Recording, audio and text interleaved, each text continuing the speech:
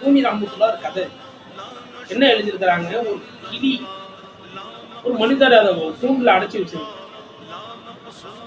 அப்ப அந்த மனிதர் வெளியூருக்கு போகும் பொழுது வீட்டுல இருக்க ஜனங்கள்ட்டலாம் சொன்னார், உங்களுக்கு எல்லாம் என்ன சாமான் வேணும், நான் போறேன் வாங்கிட்டு வரேன். ஆளுக்கு ஒரு சாமான்களை சொன்னாங்க. அந்த கிளிகிட்டையும் போய் கேட்டேன், கிளியே உனக்கு ஏதாவது வேணும்? அப்ப அந்த கிளி சொல்லிச்சு, நீ போற இடத்துல சுதந்திரமான நிறைய கிளிகள் இருக்குங்க, சுதந்திரமான நிறைய கிளிகள், அந்த கிளிகள்கிட்ட போய் இந்த நான் சொல்றதை கேளுங்க.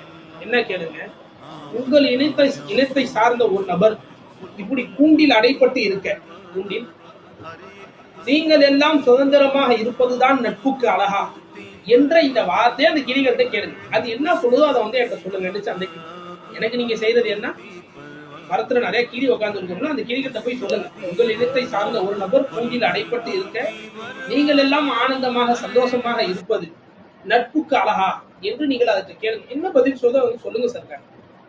இவரு போயிட்டாரு, அந்த வெளியூருக்கு போனாரு, சாமான்கள்லாம் வாங்கிட்டாரு. கிளிகள் நிறைஞ்சு இருந்த அந்த மரத்துக்கு போனார். அந்த மரத்துக்கு சொன்னார், மரத்துல நின்று சொன்னார், கிளிகளே இந்த மாதிரி என் வீட்டுல ஒரு கிளி இருக்கு, அதுக்கு கேட்டா அது இப்படி சொல்லிச்சு, நான் இந்த மாதிரி உங்கள் இடத்தை சார்ந்த ஒரு ஆள் கூண்டில் இருக்கேன், நீங்கள் எல்லாம் இப்படி சந்தோஷமா இருப்பது என்ன நட்புக்கு அழகா என்று கேட்டார். அப்படின்னு சொன்ன உடனே எல்லா கிளியும் அமைதியா இருந்துச்சு. இதை கேட்டுட்டு இருந்த ஒரு கிளி மட்டும் மௌத்தா போய் விழுந்துருச்சு. மயக்கப்பட்டு விழுந்துருச்சு. அதான் அவர் பார்த்த மயக்கமாயி விழுந்துருச்சு. அந்த வேற எதுவும் எந்த கிளியும் எந்த பதிலும் சொல்லல. நேரா வீட்டுக்கு வந்தாரு. வீட்டுல உள்ள ஜனங்களுக்கு சாமான்களை கொடுத்தாரு. அந்த கிளி கேட்டுச்சு, எனக்கு என்ன செஞ்சீங்க, நடந்த செய்தியை சொன்னார். இப்படி போய் கிளிலாம் இருந்த இடத்துல சொன்னேன், ஒரே ஒரு கிளி மட்டும் மயக்கப்பட்டு விழுந்துருச்சு. அப்படியான இந்த கிளி கேட்டுட்டே இருந்துச்சு, இதுவும் மயக்கப்பட்டு விழுந்துருச்சு. இது என்ன மயக்கப்பட்டு விழுந்துருச்சு.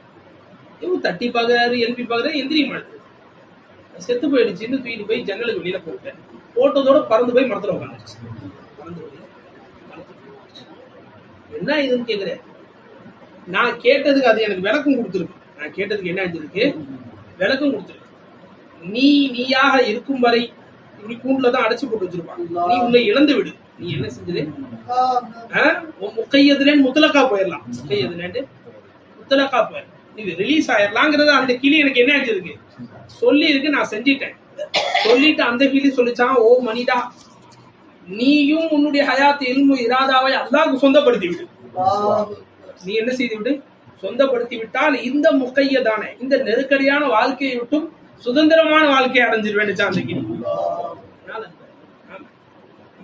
அந்த அளவுக்கு நம்ம காத்து இந்த ஹயாத்தா அவன் ஹயாத்தா வச்சு பாருங்க தெரியும். இந்த